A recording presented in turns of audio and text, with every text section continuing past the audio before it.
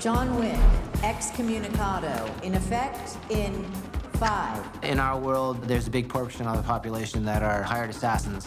4. They're after him for the money. 3. They're after him for committing the crimes he did. 2. And there's also some freelance individuals that would like to take revenge on John for his past deeds. 1.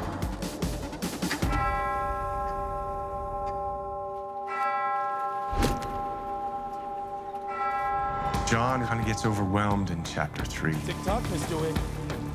There's probably more action in Parabellum than there is in the two films combined.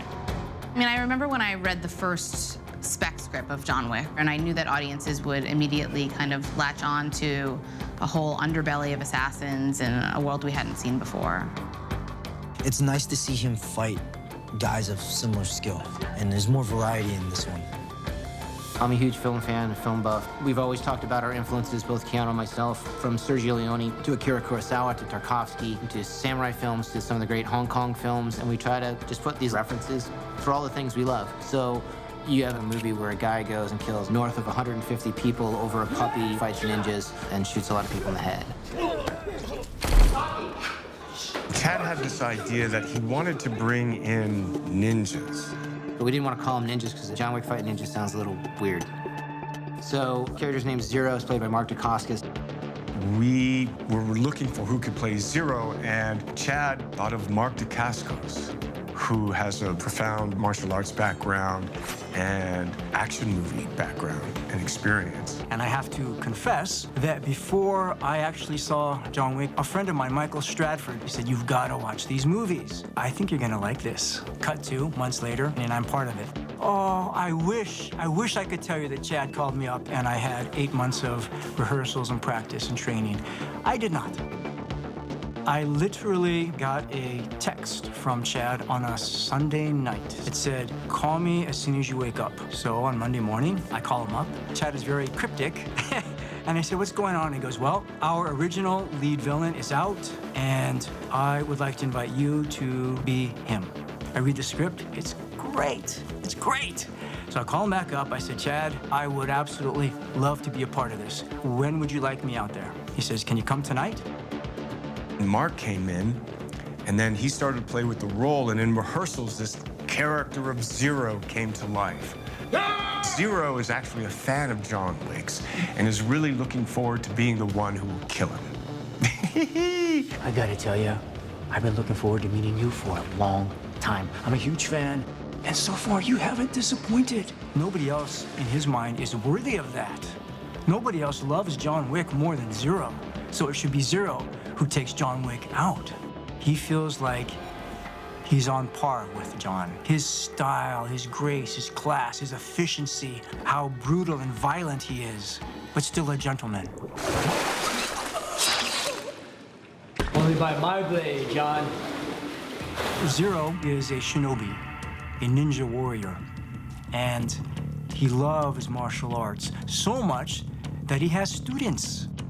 He cares for his students like children. He loves his students. He wants to pass on the skills that he has, because that's what people that have the artistry and skill and talent as himself do. When Chad was thinking of Zero's students who could become the ninja or shinobi, it was like, let's reach out to Yeon and Chep Chep, who, I came exposed to in the raid. I'm Yayan Ruhian. My name is Cecep Arif Rahman. My background is pencak silat. Pencak silat is sometimes like dancing, sometimes like sometimes hard, sometimes so soft. We have the Japanese arts as a base, but because of fighting and killing all over the world, we take whatever is useful to us and we incorporate that into our style. So the shinobi, our clan, specialize in camouflage, in covert operations. You don't see us unless we want to be seen. We can fold in and out of people and furniture.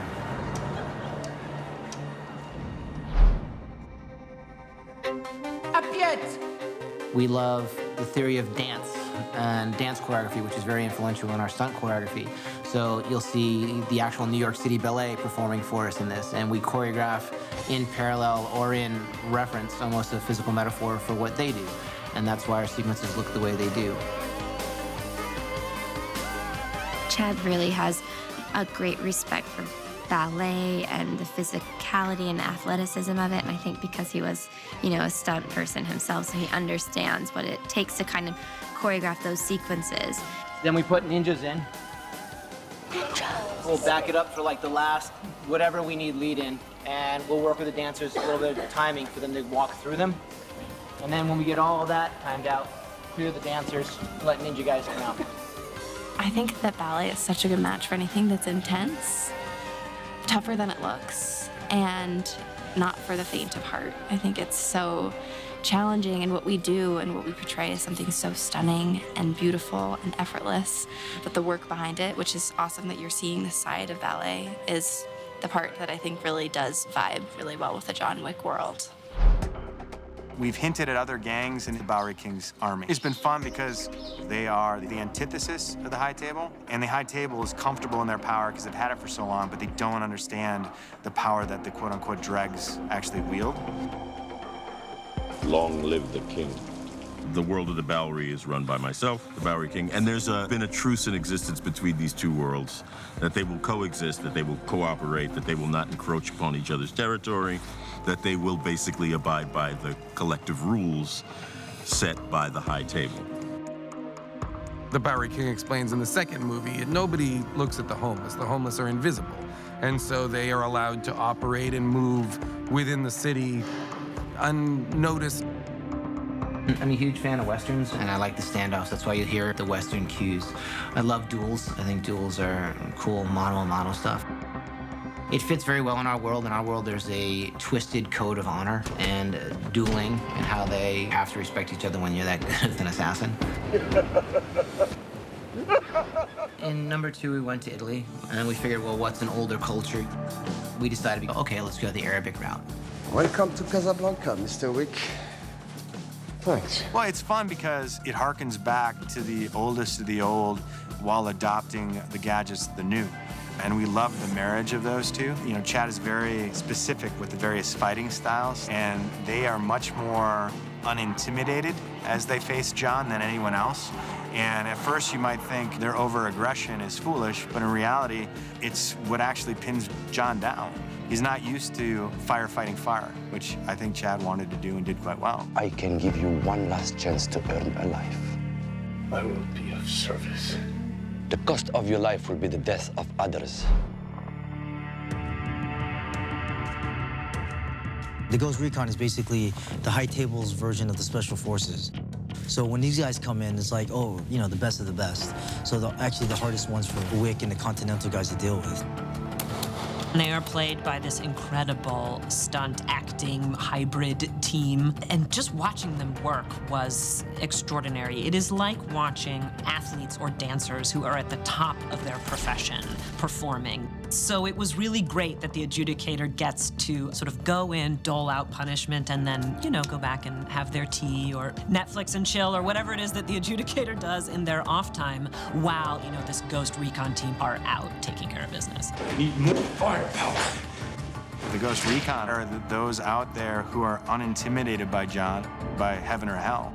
These are the faceless denizens, and yet they are an extension of what the High Table truly is. Because when you see the face of the High Table, they're understanding, but the Ghost Recon of it all is their soul. Do what you do best. What's that? Hunt.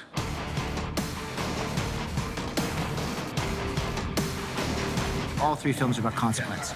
Do bad things happen to you. So there's really no way for the character to pull out of the dive. John may have succeeded in this hump. He may have dealt with this set of circumstances that surround him for the film. So there's no ride into the sunset, there's no happy ending. There's happy moments, there's funny moments. But at the end of that, he's still fucked. How do you feel? You pissed John? Yeah.